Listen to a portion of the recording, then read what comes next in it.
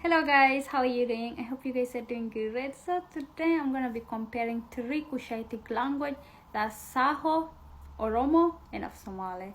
Let's get into it. So the first word as English word, which is two. So in Saho they say lama, in Somali they say laba, in Oromo they say lama.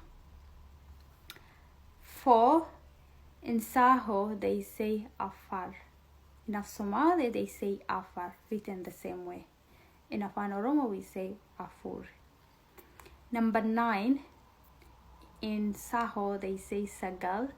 In Somali, they say Sagal. In Oromo, they say Sagal. Me. In Saho, they say Anu. In Somali, they say Aniga. In Afan Oromo, we say Ana. In Ha. In Saho, they say Ishi, so it's similar to Oromo. In Oromo, we say Ishi, or some people say Isi. But in Somali, they say Iyad, so it's totally different.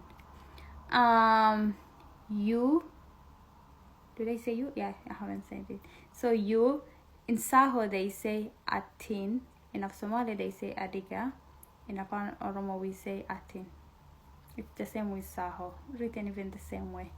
So mine, in Saho they say Yetia.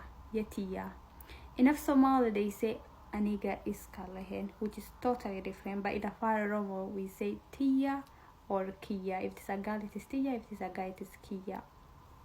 Stone, in Saho they say Daga. In Somali Daga with X, which is pronounced as H at the end. In Afar Oromo we say Aga. Leg, in Saho they say lak. In Somali they say lug. Yeah, and then upon Oromo we say luka. Yeah, that's the end of this video.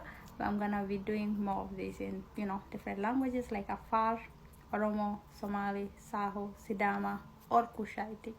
So yeah, see you guys in part 6.